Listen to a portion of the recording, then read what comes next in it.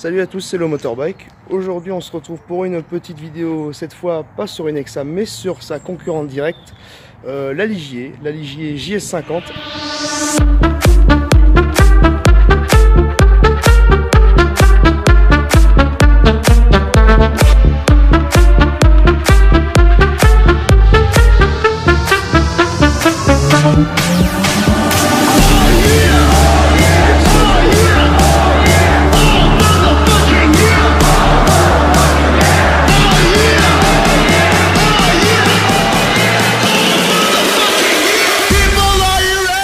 Voilà, du coup, on attaque de suite par le moteur, qui est un moteur très différent du Kubota 490 ou 478 cm3.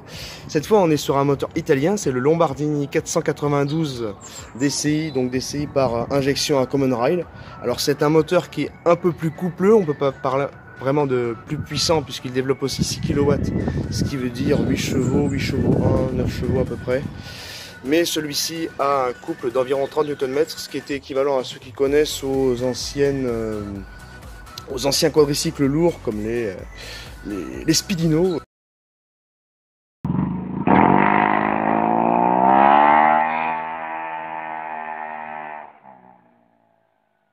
coup, maintenant je vous propose d'abord, on va faire un petit aspect, enfin on va faire un petit récapitulatif de l'aspect extérieur. Alors ici on peut dire un aspect beaucoup plus sportif avec ici deux prises d'air, le diffuseur en plastique noir piano black et les deux sorties d'échappement, chromées.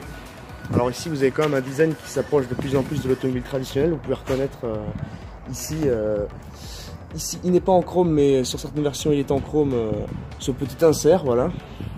Ici vous avez vraiment une face très agressive, avec les feux de la Peugeot 108. Alors vous pouvez voir que comparé par exemple à ce que vous avez là-bas, vous avez par exemple une Châtenay, une concurrente qui avait un air beaucoup plus mignonne. Et voilà, là comme on est dans l'air du temps, vous trouvez aussi les deux stries ici qu'on peut retrouver notamment chez Audi. Alors ici vous avez une calandre noire piano black avec les anti-brouillards.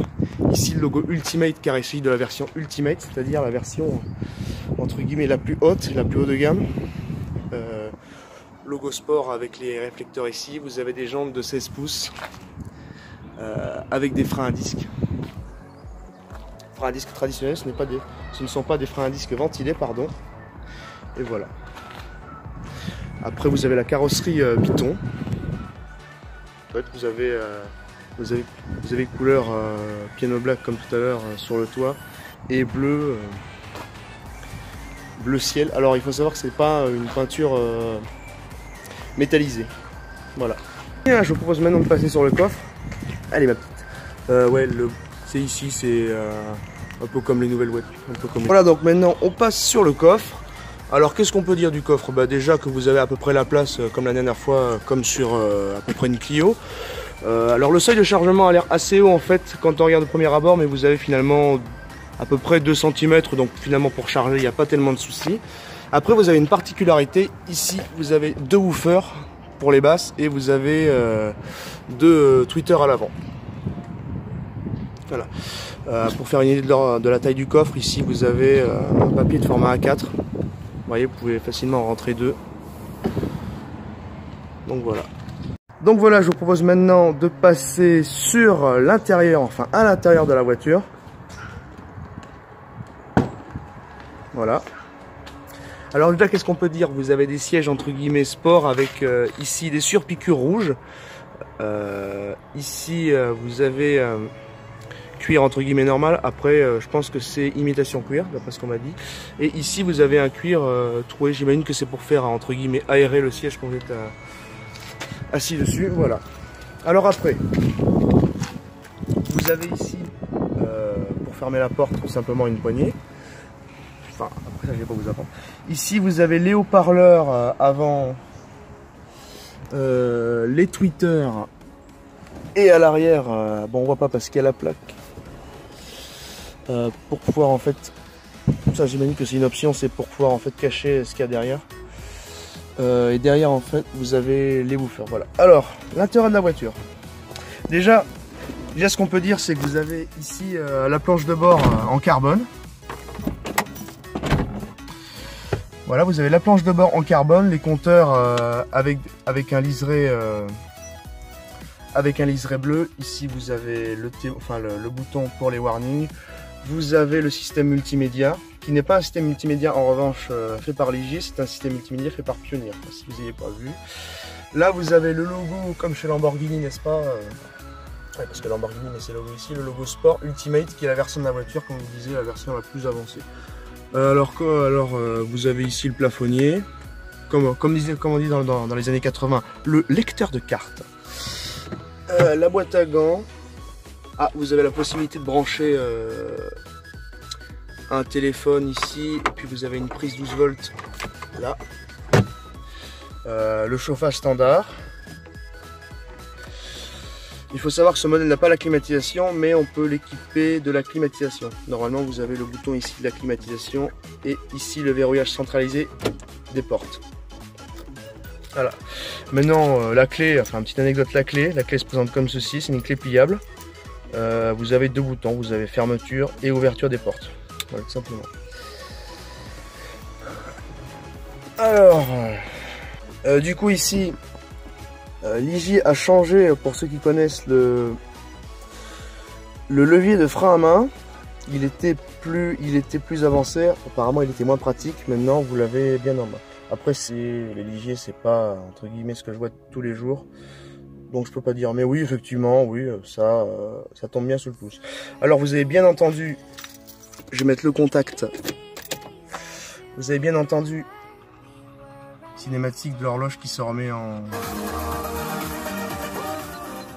Je vais pas mettre le son parce que sinon on va avoir le copyright dans tous les sens. Je vous ferai écouter d'ailleurs la sono tout à l'heure avec de la musique sans copyright, voilà. Alors vous avez ici bien sûr les vitres électriques, impulsion pour le chauffeur et impulsion pour le passager, c'est quand même un plus comparé à l'Exam. Vous avez, je vais couper le contact, vous avez ici le sélecteur de vitesse. Je ne sais pas si je vous ai montré d'ailleurs le pédalier en aluminium, vous avez le sélecteur de vitesse. Comme pour l'Exam, vous avez 3 positions, vous n'avez pas le parking tout simplement avec le frein à main. Alors c'est plus, vous n'avez pas de gâchette comme sur les Golf, en fait ici il faut appuyer sur le levier et vous passez en drive et puis vous relevez. Enfin ça se relève tout seul car il y a un ressort. Et voilà. Et vous avez donc 3 positions, drive, neutre et reverse. Maintenant je vous propose de passer sur le moteur. Alors comme je vous ai dit, on fera pas d'essai, car la voiture n'est pas immatriculée, mais je vais quand même démarrer pour vous montrer, pour vous faire entendre le follement du moteur. Alors comme je vous disais, c'est un bicylindre de chez Lombardini. Alors certains verront une ressemblance avec le bruit du T-Max quand on appuie à fond, mais bien sûr en beaucoup plus bas. Voilà. Alors, ah non, c'est pas le bruit du préchauffage. Voilà, donc vous avez le moteur qui est pas extrêmement bruyant. Certains diront oui, ça fait du bruit, mais bon, je vous rappelle que ceux qui roulent avec des Clio 2 diesel, vous avez exactement le même bruit, hein. Si ce n'est beaucoup plus fort.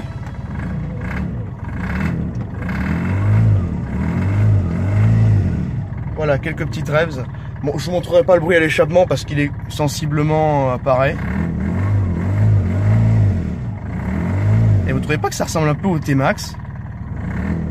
Oui, me pourrissez pas dans les commentaires pour avoir dit ça, hein. Et moi je trouve que ça ressemble au T-Max, voilà. Je vais pas faire tourner 3 heures parce que voilà.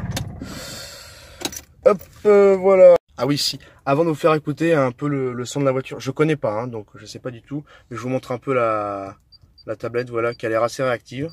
Bon, comme j'ai une vieille voiture, moi je m'y perds un peu. Alors, ah oui, vous avez la caméra de recul aussi. Je sais pas si on va... Non, il faut allumer le contact. Mais en tout cas, vous avez la caméra de recul. Voilà, je cherche le Bluetooth parce que oui, je vais vous faire écouter une petite musique. Mais pour des raisons de copyright, je vais vous mettre une musique sans copyright, voilà. Bon, j'ai eu un petit problème avec l'appairage en fait de la radio. Enfin, tout s'est bien passé, mais le problème c'est que comme je filme avec le téléphone, je peux pas filmer et vous passer de la musique. Bon, écoutez, j'espère que le copyright m'en voudra pas trop. Après, malheureusement, le son sera pas représentatif de la qualité audio puisque c'est de la radio tout simplement. Donc, on va essayer quand même.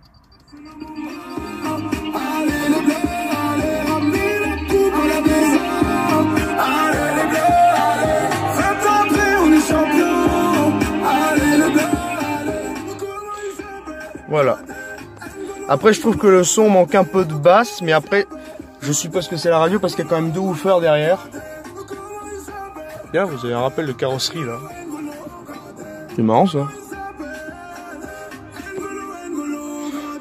Donc voilà. Bah écoutez, c'est ce qui va conclure le test, enfin plutôt la présentation de la JS50. Et puis moi, je vous dis à la prochaine. D'autres vidéos, dites-moi si les vidéos sur les voitures sans permis vous intéressent parce que j'en ai fait quelques-unes quand même. Et puis voilà. Salut tout le monde!